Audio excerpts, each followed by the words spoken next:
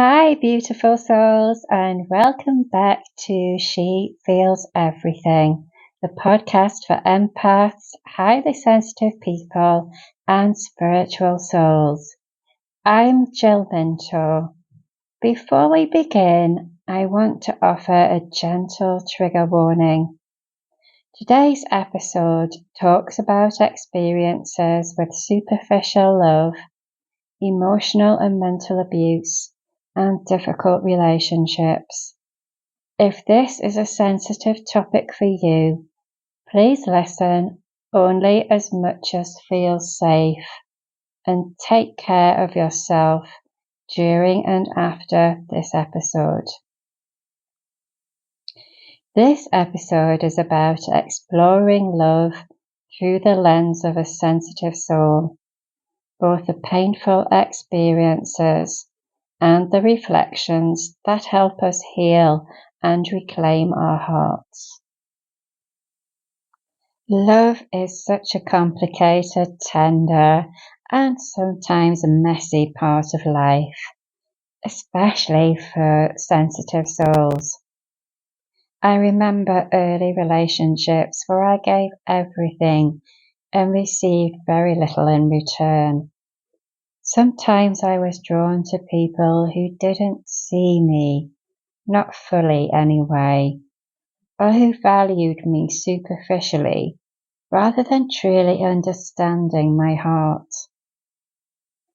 Even as a young adult, I found myself navigating situations where my sensitivity was mistaken for weakness, and love came with conditions, expectations, or even emotional manipulation. When I was in my early 20s, I got made redundant from the first NHS job I had, and I just, I just wanted to move away. I just had this real urge to move away down to Manchester.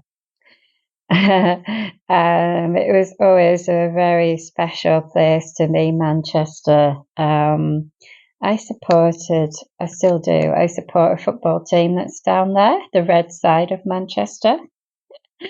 So, I left home in my early 20s. I was 21, 22, and moved down to Manchester. I didn't have a job or anything. Found a bedsit, which is a tiny little place. Bedsit was one of those places where you had one room, which was your bedroom, your dining room, your living room, all combined. I had a very tiny kitchen that had a microwave and a fridge in, cupboards, and a bathroom, which I can't really describe it as a bathroom. It was like a shower, cubicle, and a toilet and a sink, but it was very squashed. And that was my personal space. So I ended up, while I was down in Manchester, I met a guy who was absolutely lovely to begin with. This was my first relationship as well, my first real relationship. And we got on really well. I, spent wild nights out as you do when you're in your early 20s, when you're a young adult. We used to stay out till the early hours of the morning, come back, go into bed, sit, spend time together. It was lovely to begin with. And yeah, it was probably after about 6 months to a year, I felt I needed to move out of the bedsit. So I was looking for somewhere else to live. And he suggested, well, he had his own place, and he suggested, why don't I come and live with him? So yeah, it's a really good idea, moving in with somebody. You share the costs of everything, food, rent, etc. And yeah, it was good. I think, you know, when you're living with somebody, though, you find out that quite the negatives quite quickly, because obviously you're spending, you know, a lot more time with that person in a confined space. So I realised that he had a bad temper, and he used to lose his temper quite quickly. And I was like the person where, obviously being an empath and a highly sensitive, I wanted to almost retreat, but I wanted to like fix everything. So I wanted to sort everything out, whereas he would kind of get angry and he would just slam the door and walk out the flat or whatever, you know. And yeah, this is hard to talk about, to be honest, because it was hard. He started it was like these little, what I would call nitpicking, just little criticisms, and then it would just get more and more. And um, it was extremely hard. It is hard to talk about. I mean, there was nothing, he didn't hit me. There was no physical abuse, but the mental and emotional abuse was there. Like I remember one time, when we, went to bed, he just said to me, "Oh, I don't want you in this bed. Go and sleep in the spare room." You know, this is someone that you're having a relationship with. And yeah, just like when we were out with his friends, because obviously he lived in the area and I didn't have many friends in Manchester. So it was always around his friends when we were out, and he would just make comments about me and degrade me and stuff like that. Um, yeah. Um, it's funny because emotional and mental abuse, people don't think it's as bad. It's not as bad as physical abuse because I think you don't see the signs. You don't see the bruises. You don't see the um, aches and pains that somebody's having. You don't see it physically on somebody, but scars are there emotionally and mentally. And I can't believe I think that my outlet was going to a nightclub. I mention it in the book that I wrote. Um, we used to go to a nightclub every week, and that was kind of my solace. There was two guys there who were really supportive, and he used to like look after me, say, "How are you feeling today? Are you okay?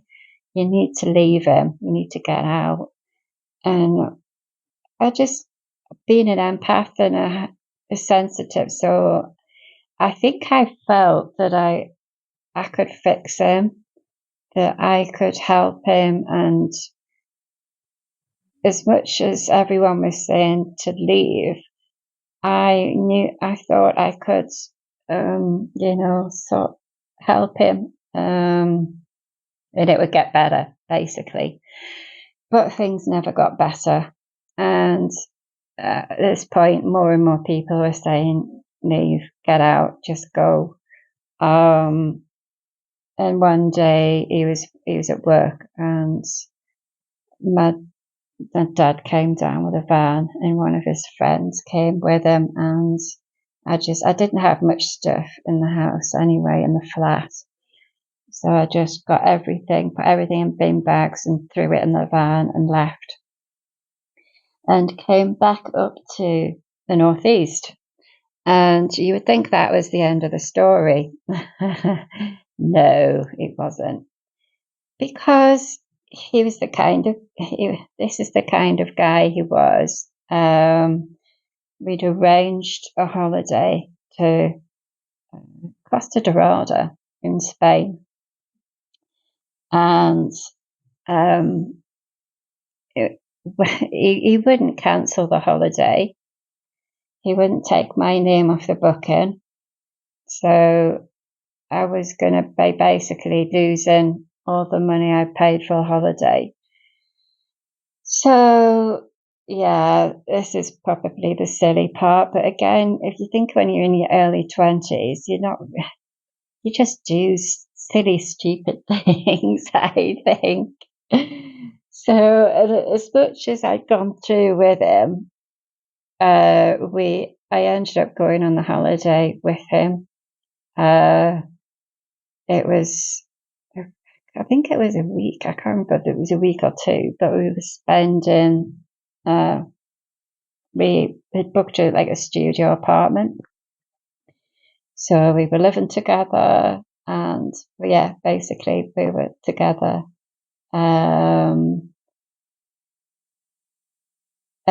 It was really strange because it was almost like we hooked back up for a week.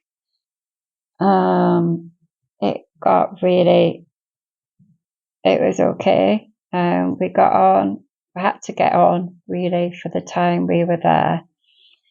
And then, of course, there was one particular night where this is a trigger warning as well, by the way, if you're listening.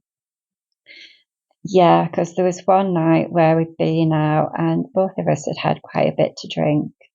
And yeah, he got a bit carried away.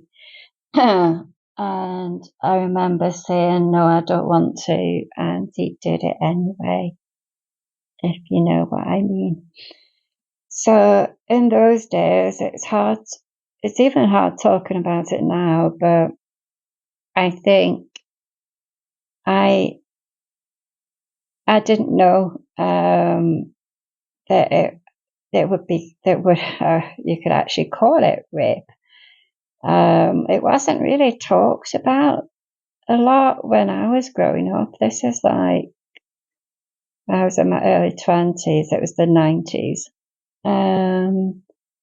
I didn't really know what had gone on. Yeah, but it was obviously when I had time to think about it afterwards, I knew what had happened. But again, there was little things I remember losing, that happened. I lost my glasses when we were on holiday as well, and he didn't claim on the insurance to get my glasses back, and they were about 400 quid, I think, I spent on my glasses. But that was the kind of guy he was. And yeah, that happened. That relationship happened. The holiday finished. I remember coming back up to the northeast. I blocked him on social media. I just didn't want anything more to do with him, understandably, after that. I remember having a ceremony at my sister's house in her backyard. I burned his photos and things like that. And I've never heard from him since. But I mean, it's going back. This will show my age.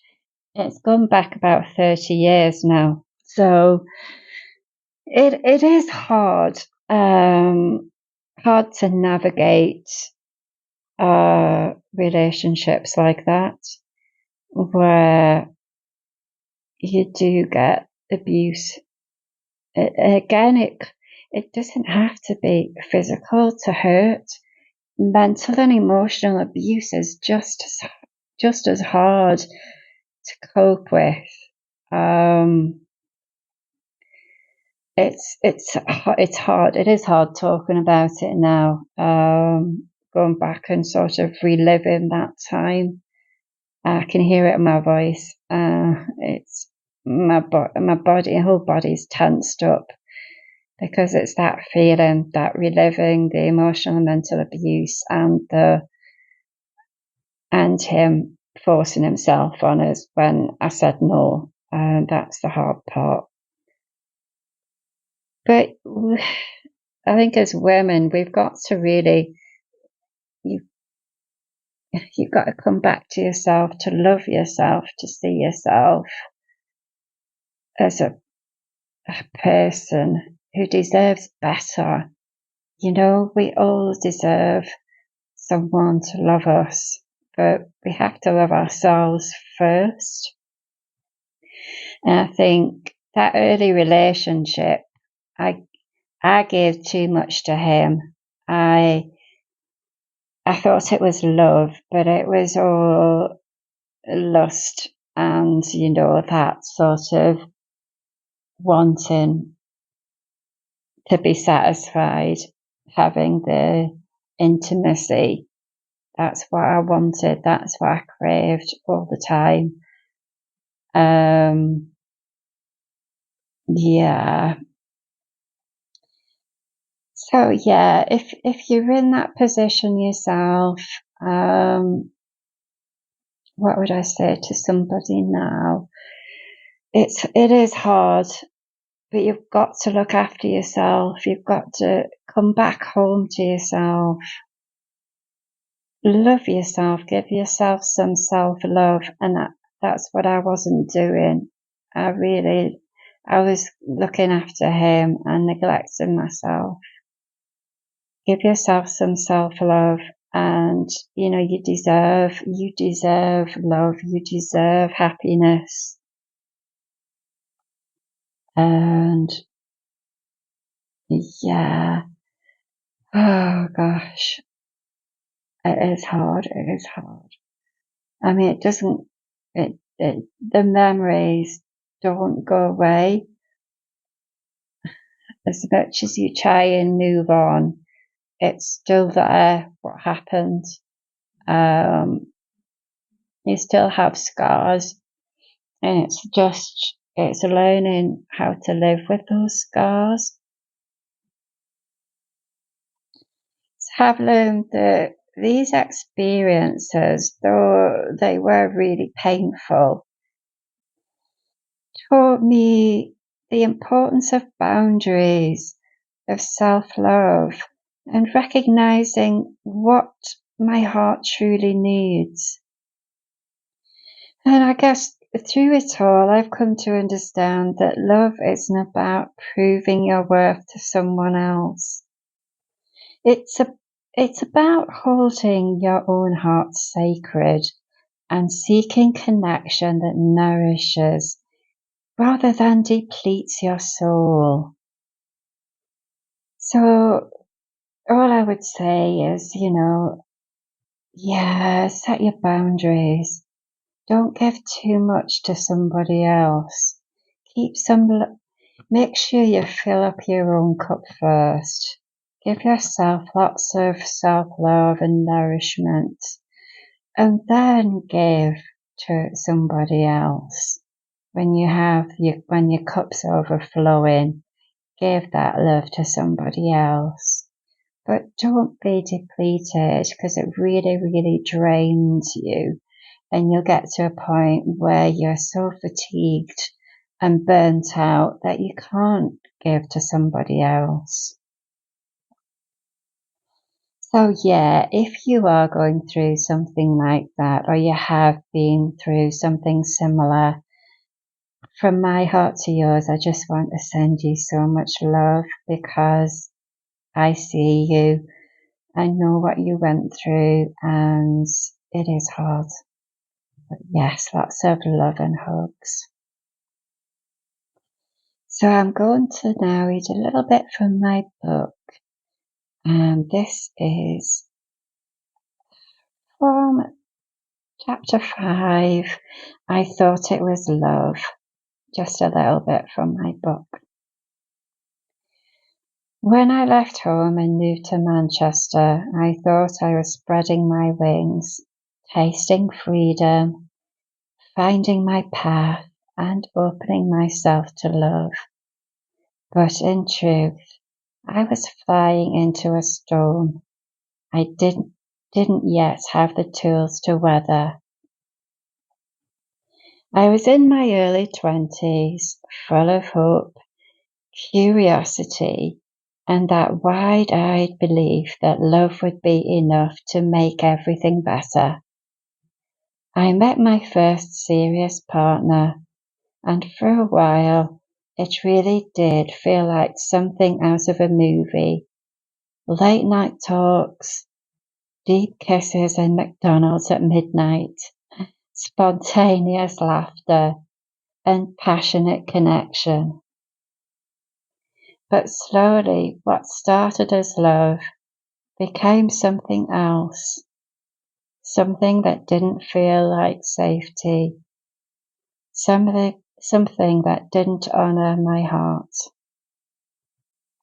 Actually, even just reading that, it was really hard just to read part of that story. That was just a little bit from my book, She Felt Everything. So, from my heart to yours, this is a soul note. If you've ever experienced love that felt shallow, conditional, or even harmful, I want you to know that it was not your fault. Your sensitivity, your empathy, and your capacity to love deeply are gifts, not weakness. You are allowed to mourn what wasn't real, to grieve what was lost, and to feel the pain of experiences that didn't honor you. And at the same time, you are allowed to reclaim your heart. You are worthy of love that sees you fully, that honors your soul, that holds you gently. You are allowed to protect yourself, to say no, and to create boundaries that keep your energy sacred. Let this soul note be a reminder that your heart is precious. Treat it with care, respect, and devotion. True love begins with the love you give yourself. That's from my heart to yours. Love and hugs. So we're now going to do a lovely grounding relaxation. And I think after this, I think I need this as much as you do too. So let's take a moment to reconnect with our own hearts. Just take time just to settle. Place your feet on the floor. Place one hand on your heart and the other on your belly if it feels comfortable. Close your eyes if you can, or gaze softly down towards the floor.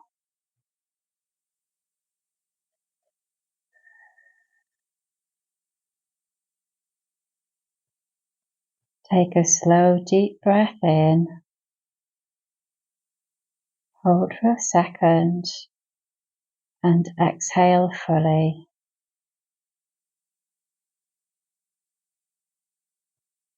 Take another slow, deep breath in. Hold for a second and exhale fully.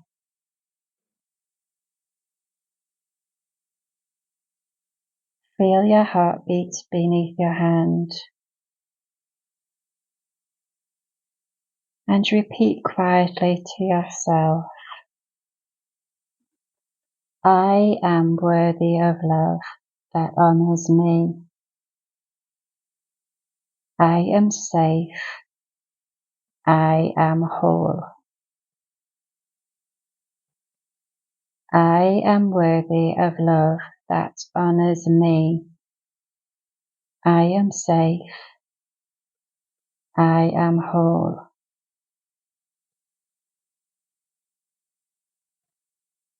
And let's take 2 deep breaths again. Breathe in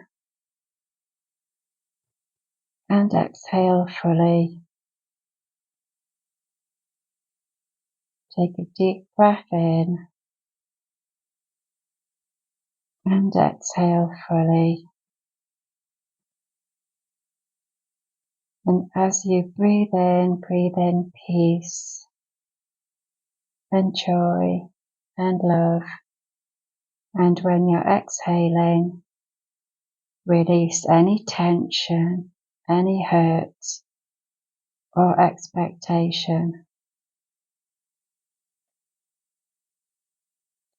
Feel your heart held, protected and cared for by your own presence. You are loved.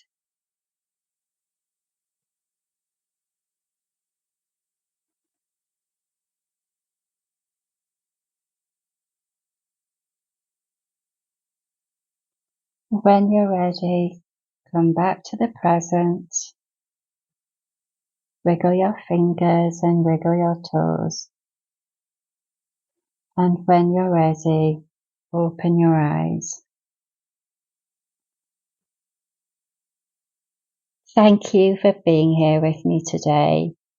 I hope this episode has reminded you that even when love has been painful, your heart remains sacred, resilient, and deeply worthy.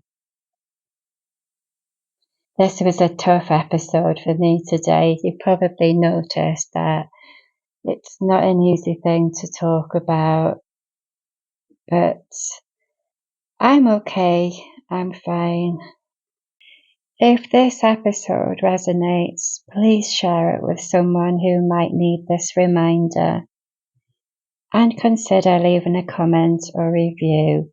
It helps other sensitive souls find this podcast. So until next time, beautiful souls, love yourself fully, honor your heart, and remember, you are never too much. With love, light, and blessings from Jill, the inner healing empath. She feels everything.